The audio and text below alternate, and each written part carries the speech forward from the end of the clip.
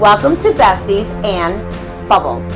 Welcome. Thank you for tuning in to hear us. Wait till you hear what we're going to talk about today.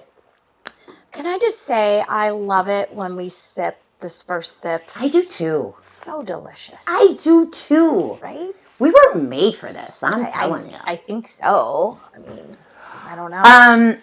I think people think we are uber positive and like zen and like nothing bothers us and it's not what we're trying to give off. I think we're pretty real about stuff that goes on, but well, and I do think we're pretty positive people, but by nature I think we are. I think there are some things that tick us off. There are some things that tick us off. And so we are going to share some of, and this actually, the idea came from something I heard on the news tonight. Actually. Oh, right. Yeah. Yes. Yeah. So the idea came from that. And so it's just, I think, relatable. If it's in the news, I mean, my goodness, we could definitely talk about it on our podcast. So of course, things that just annoy the piss out of you. Or they're pet peeves. Pet right? peeves. I mean, pet peeves. And everyone's got a different boiling point.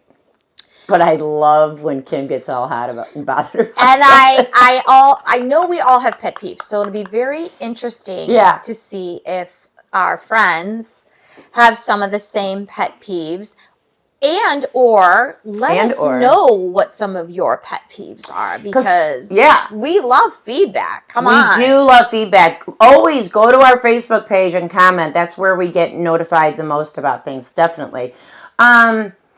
And this isn't even like, these are just general pet peeves. This is not like anything that's gonna like drive you off the cliff.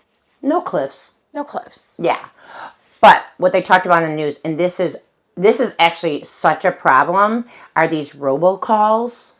Yeah. They call my phone all day long. All day long. From like a number that could be in my town, the next town over. It used to say spam likely, and you deleted it. Right. You didn't answer it. Right. But I'm a realtor. Well, I was just going to say, you're like you're like the perfect victim for this. Because you I always, most of the time, answer a call. You don't know who's calling you. It could be somebody calling on my sign. It could be an agent that's not in my phone. Right. So I am more likely to answer the call. Definitely older people are likely. But they said the scams that go on from these calls, the average scam gets $3,400 out of somebody. That is awful and disgusting, to be honest. And there's text message scams too. Where yes. Like, I actually IRS, have received them. taxes. Yes, the IRS. You owe this much money. AT&T. I'm like, your wages will be garnished. It's like, what? Yeah. But you know what? Like, maybe people that aren't as familiar or educated or even... Definitely preying on the elderly, because we both know somebody that got taken by somebody overseas calling their phone, and it was way more than $3,400. Yes. So, but the constant calls all day is just flat out annoying. Even though I know, now I just let them go straight to voicemail. I won't even answer the phone anymore. Well, that's good, because if I don't know who's calling me, I don't answer it. And if it's a realtor, they're going to leave me a message. Well, that's how I figure. Or a client or somebody calling on the phone. If you want to get in touch with me, you're either going to leave me a message, or B, you're going to call me again. But you have to clear out your voicemail. If I don't clear out my voicemail right away, it'll clog up, and then someone that is calling can't leave me a voicemail. Oh, right. So you have to be diligent about it. What they said on the news was report it as spam, and if you did the update on your iPhone, I don't know about Android, it's very easy to say, do you want to report this as spam and delete? I'm like, yes, I do. Yeah, I do. So I go through all those voicemails and report all those numbers. So, all right, what are some other pet peeves?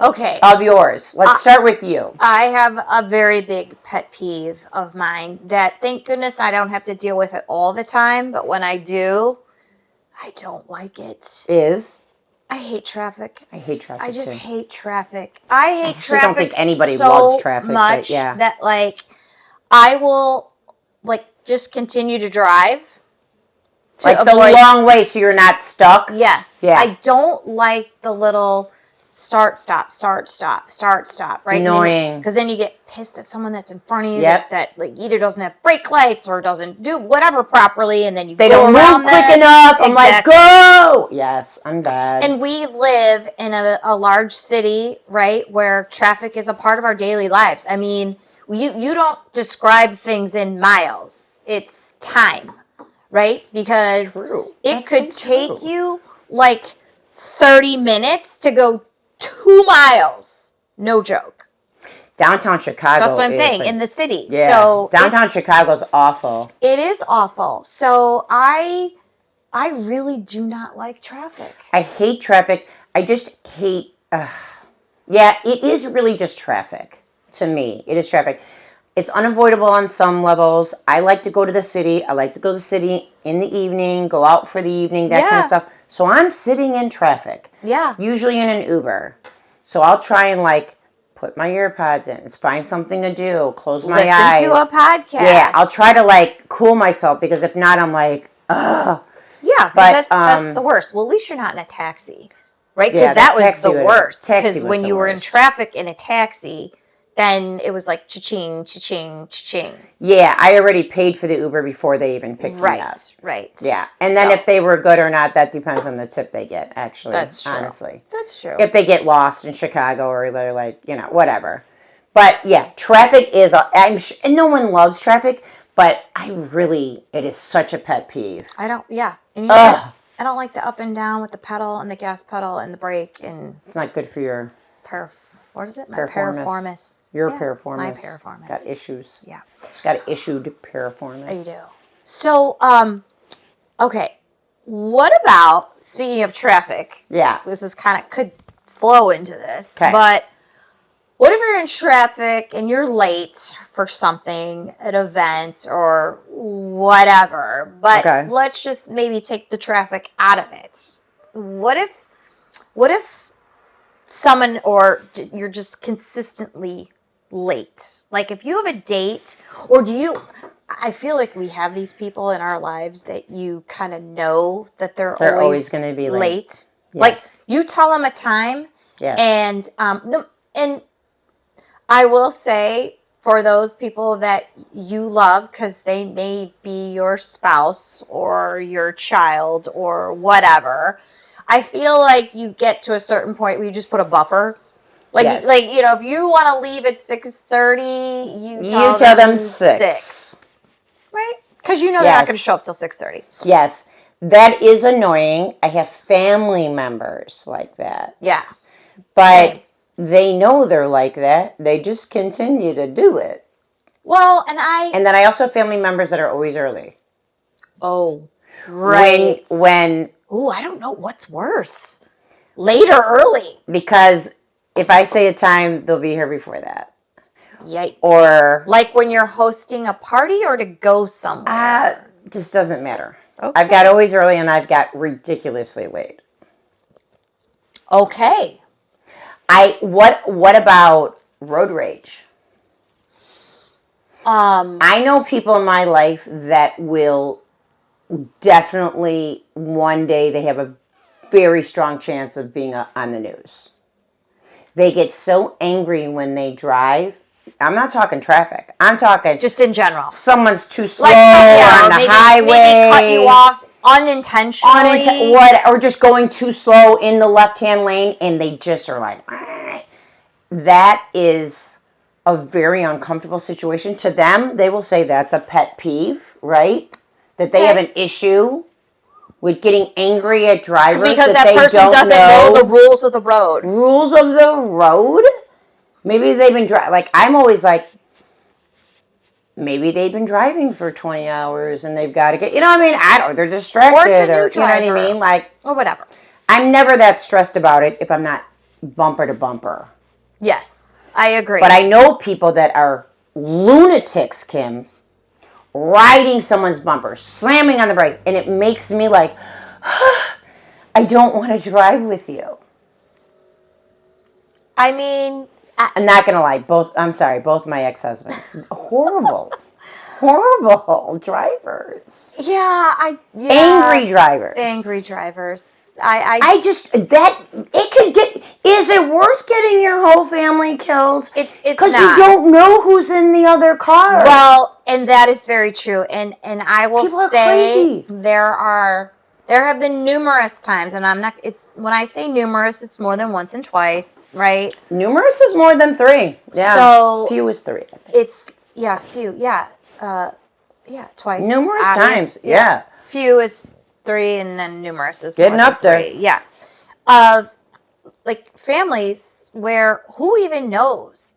One comes to mind where a family was literally going up to Wisconsin for a family weekend, and it was a road rage driver, and he basically shot the mom and the wife who was in the passenger seat because of something that the driver, which was the husband, did.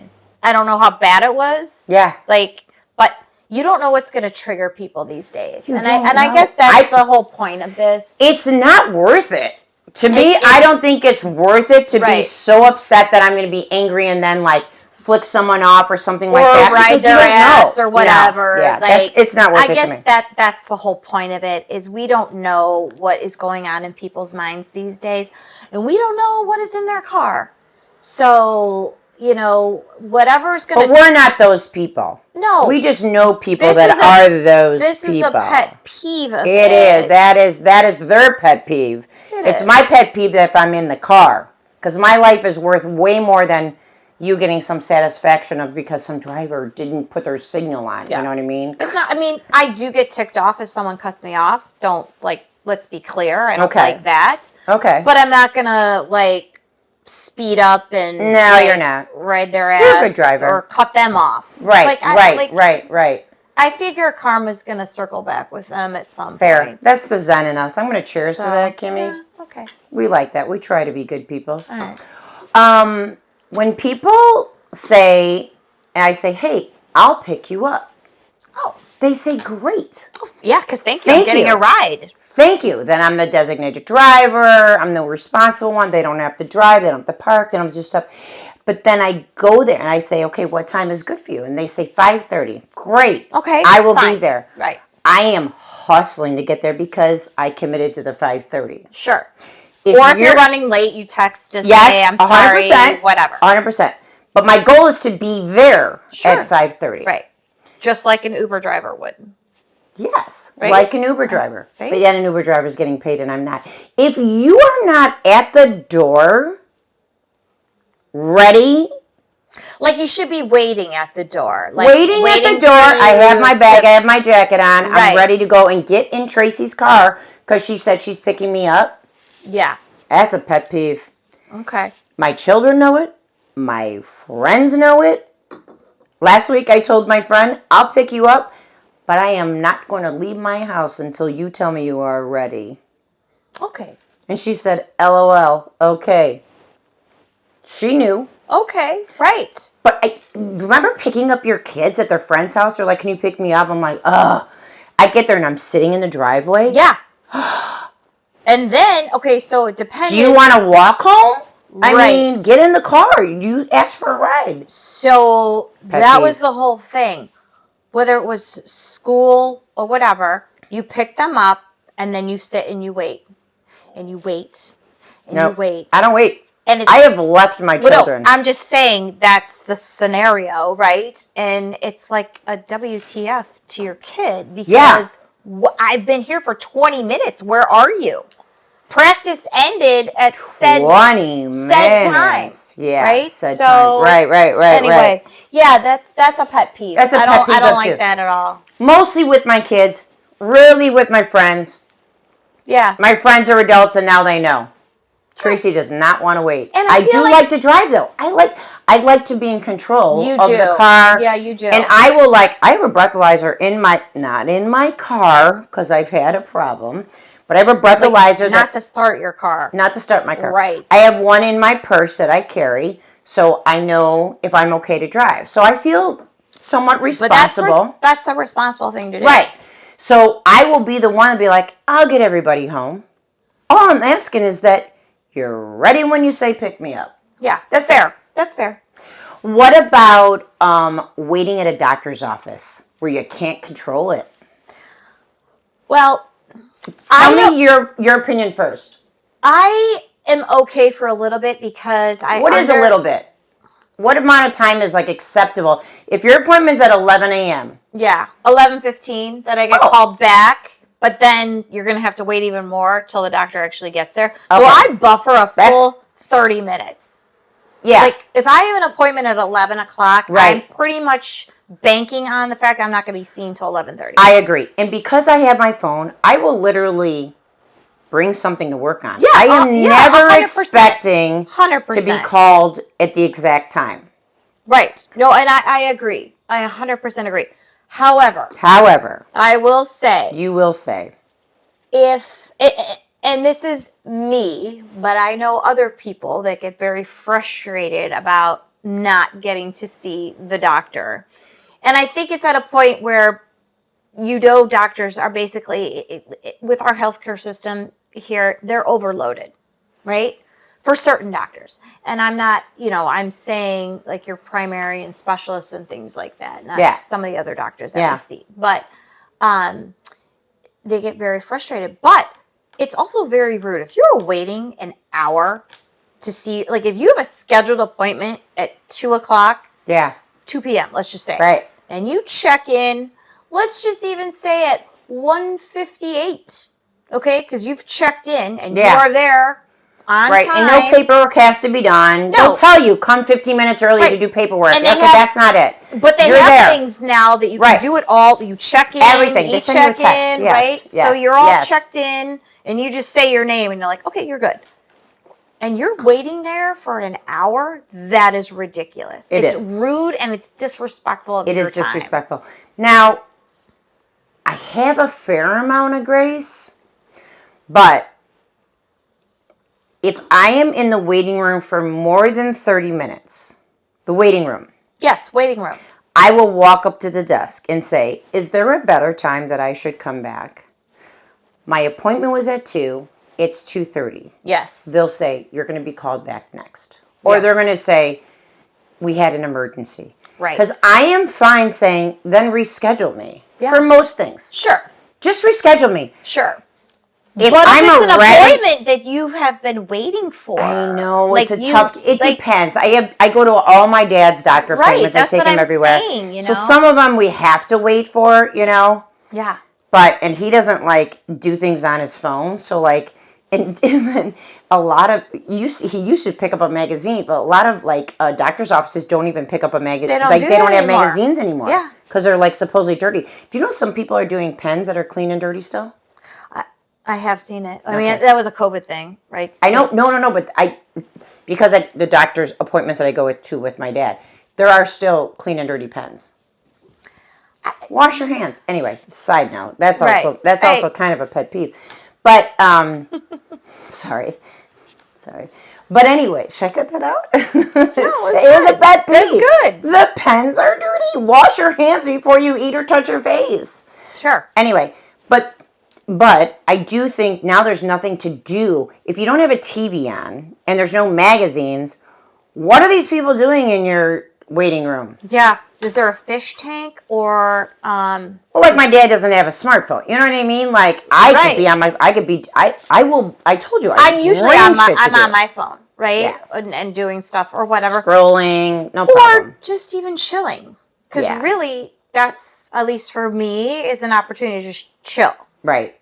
If it's 15, 20 minutes, I kind of welcome it. Not that I try to buffer, the back end of whatever I'm doing next. And I think you and I are the same, that if we have an appointment where we're meeting people, we are early.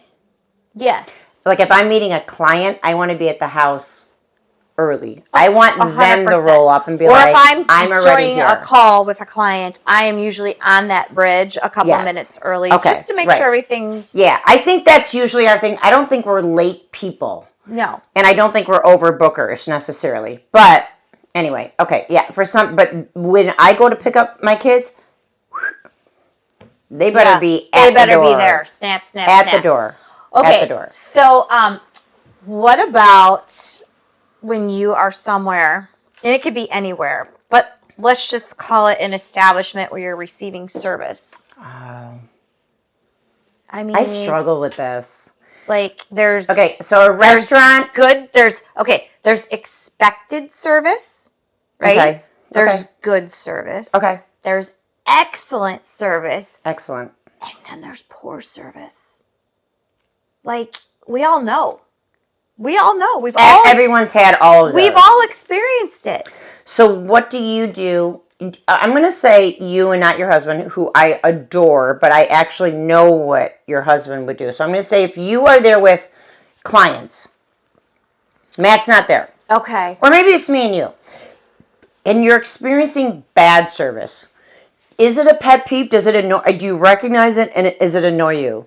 It does, because if it's you and I, well, number one, especially if it's a client, 100%. Yes. Okay. Secondly, if it's you and I, we have recognized it and we talk about it. And actually, thirdly, when I'm out with my husband and it happens, we also recognize it. And he's usually one to speak up. He is. Do you say something to anybody if you've received bad service at an establishment? You're not bitchy. She's not bitchy. No. But to be helpful. Do you find yourself being like, do you do that?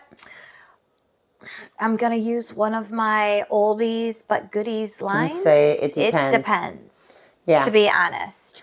Because your personality is not confrontational. I don't like to be confrontational. Okay. And I like to, just give people the benefit of the doubt, right? Like, I don't know what's going on, right? And I'm not saying that it's okay. Yeah, I know. But I'm just saying, number one, if it's a new establishment, and we're mostly talking... There's a lot of grace about that. Right? Like, we're talking about established restaurants with poor service. Or not even restaurants. Let's just call it anywhere that's Where else do you get bad service? I'm not saying bad service. The post office? That's expected. No, but I'm saying anywhere that is a service industry. So, like what else are you? What do you reference? A salon. Oh, okay. All right, I don't experience that. Yes. I'm not saying I experience it, but you could. Okay, you go to Okay, when you go to your appointment, that you go to the same people all the time. Do you wait? Do they make you wait, or are they on time? I used to previously. What? Wait. Oh, they've gotten a lot better in the last few years. Okay. But I will say... It bothers you when they're late? I go to a larger salon. Right. But my girls that do my services, I now have direct communication with them. And so I can communicate with them and then... So they will tell you? Yes. That's another pet peeve. So, right? So that's a little different. And on the other side of it, I only go to like boutique salon and places, so I don't usually wait for stuff like that. My bad service issues are mostly at restaurants. And I would agree. When they don't show me the specials. Yeah. When they don't come back and check on us. When I'm trying to get the check. Where they're sitting there talking to somebody that they work with. Right. And they're not checking in with me when I'm paying. Like... That, to me, I have a hard time with. I have said something to management in the past. I don't go to Yelp because I hate Yelp, and I know someone we know does. And well, that's okay. I'm not saying it's bad. I'm just saying it's not my way to get it across. But whatever. I review items on Amazon. Because I read reviews, so I do review it. So I could see the benefit in a Yelp review that is like, hey, I had bad service here. I read reviews. Well, and I always say, like, even if it's bad, like, if it's a 50-50, then okay. Like, I mean, take your shot. It depends on where you are. If you're traveling and you're just wanting to go to a restaurant because you're en route somewhere and you're spending it at a hotel and you need a bite to eat and you don't know what's around. But most people only review something when it's bad. Do you review items or restaurants or something when you've had a great experience? Well, first of all, I don't publicly review anything. Okay, so my app where I book will prompt me. Just like in Uber, when Uber... Well, How did you rate your drive? Yeah, I actually do rate my Uber drivers. I'll do 5s because they can rate me, so I don't. Yeah, I always do 5s. I agree with that. I just don't always tip as well if they were crappy. Yeah. But, okay, so maybe that's just something to continue conversation on because... I think it's noteworthy. Yeah. But I would say, honestly, if I get seated and you don't come around to see me, probably within 5 minutes, that is not good. And I think 5 minutes is pretty darn generous. I think we have had good service, bad service, excellent service. Mm-hmm. And it is a pet peeve when I have bad service. So much is that I know it bothers. I will not be like angry. I'm not going to throw my food or leave or anything like that. No. But I do mutter it. Is mutter a word? Yeah, muttering. I do mutter it under my breath, like, I can't believe they haven't been here, or I'm trying to get their attention for the check. Things like that. 100%. Talk, like, things I'm thinking out. And I have at least one friend that she's like, you always complain. You're always... I was like, oh, I have to be conscious of that. Okay. And that was a fair assessment, because it is complaining. And I don't want to give off that vibe. So I just need to think it and but... that it tells me it is a pet peeve. When I am getting bad service, it's a pet peeve. The other thing I will say is bad communication. Oh, well. And it can be in a best friend, not her, but it could be in a friend, it could be in a partner. Yes. It could be with my hairstylist. You don't know you're running 45 minutes behind? Just shoot me a text. Text me. I will tell you. You have my number. My stylists are very good. I had That's a situation where... Mine is too. I had a situation where they actually had to close down because there was an issue with the salon. And that was not in their control. Right. But they let me know ahead of time so that I didn't show up. That is good communication. So. But if there is bad communication, I will be like, I get there and you're like, oh, I can't make it. You knew you couldn't make it. Right. And could you just let me know maybe as soon or maybe within 10 to 15 minutes as soon as you found out? Yes, and that rolls into, what about when you're hosting a party, especially on Facebook, when people say, yes, I'm coming, and you buy everything based on the number of coming, and then they don't come, Kim. Okay. This burns both of us, actually. There's two things with this. It burns my hide. Pet peeve. Okay, so we host parties, okay? So we're good hosters. We're good hosters. We host generous. Parties, and that means just parties or holiday events or whatever the case may be. Absolutely. And we love it. And we actually host different times of the year, which is we do. But we love it. Yes. I feel like when you host, you generally like to host, otherwise you wouldn't host. I agree. Right? Yes, for sure. And then the more you host, you get you know what you're doing, and it doesn't really become chore and blah blah blah. No, we like doing it. It's fun, right? But when you are hosting, to those of you that don't host and you're attending, just let us know when you're coming. And you know what? If there's an RSVP date, reply by the RSVP. I'm guilty of that. Okay. Sometimes I miss that date. I'm just But saying. I always RSVP. But I've also done the flip where regrets only. So if you're not coming, just tell me. If not, I am expecting you to be there. Okay. So what about step further? You said two things, and I'm going to let you finish, but I was wondering, if in regards to the RSVP, what about if they say they're coming?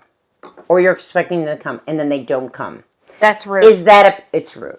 It's rude. It's really freaking... It's rude. It's freaking rude, and you better have a Everybody should know you better that's have a rude. Good excuse for not showing up. It's actually rude. You're in the hospital or someone's getting hot. Sick or whatever. I feel my blood pressure rising. Legit. It's rude. You should basically, you're either in a car accident or you're violently ill or someone's dying or whatever. That is why you're not there. Because otherwise you should shoot a text or a phone call to whoever the host Yes. is to say, oh my goodness, Yes. I know we wanted to be here, whatever it is. It doesn't matter. Yeah. We wanted to be here. We said we were going to be here, and I'm so sorry we're not going to be able to make it.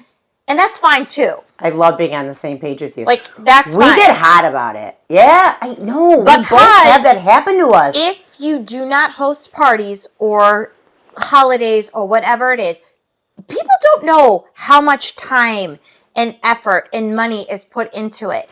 And if you've never gone to one of Kimmy and Matt's parties, then you are missing out. Because I'm telling you, you guys, she puts so much thought into like all of her things. It's just amazing. So anyway, well, it's my love language French too. Kiss. I love that. Is your right? love language? Yeah, like that's you. Yeah, you do. Right? You do. Yes. And my husband and I love. You to guys love to entertain, serve that way. and yes, we put a lot true. into it to do it for our families. What's your other point? You said two things. Well, okay. We disagree on this, and I respect you on it, but I'm interested. Okay, well, what I was going to say, I don't know if this is on your same wavelength, but when you are hosting a party, and this may come into etiquettes, but I don't know. I feel that you should bring a hostess gift. You do. Okay? And I will... An acknowledgement. It doesn't even matter what it is, to be honest. There's no dollar amount. There's really not. Yeah, it's not about the value. It's about the appreciation. It's the acknowledgement and the appreciation. Like, oh my goodness, you are welcoming me into your home, right? Me, my plus one, or my family, or whatever it is. Right. Right? And we may know you. We may be friends, or we may be strangers, and we may be meeting you for the very first time. Right. But it's just a nice little thing to say, like, thank you. Thank you for welcoming us to your home. I think you are so good at that, doing that, and I think that you're not wrong for feeling that way. But I want to give you another side of it. It can still be your pet peeve, babes. It is my pet peeve. It can. But it's totally yours. Well, let me hear another side. Okay. Is that you are instinctively and just made to be such a good gift giver. You are. You're a thoughtful person. It is October, and I know you're thinking about what you're going to do for the holidays and things like that. I am like, I'm not made that way, where I think you're like a kind person, and I think your gift in like making people feel very valued and appreciated is like, you'll write a nice card and you'll give a nice gift. And I'll be like, on your birthday, I'll be like, yeah, can I take you out for drinks? You know what I mean? Like, I will spend money or time with you, but I'm just not a good gift giver. And it's not an excuse. And you have made me realize in our friendship that other people are like you. But see, I'm not like that. So I don't expect a hostess gift. I expect you guys just to show up if you say you're showing up. I'm like bare minimum girl. Okay. But you are on the other side of it because that's who you are. You are a wonderful gift giver. And not only like a gift, but I think it was Thanksgiving last year. It might have been. Yeah, that you put baskets together. I love that. Of like something I would enjoy, and then like my friend Amy, and like, you know, like you made us think, who gives gifts on Thanksgiving? Well, because you're giving thanks for your friendship. I hear you. I don't even give my kids gifts on Thanksgiving. So it's like, I made the turkey show up, you know? Right. So I think people are built differently. I think your mindset is you are a gift giver and you do love to get gifts. And I think that is also like you and Matt. I love that Matt like buys you flowers and sends you flowers. And you know what I mean?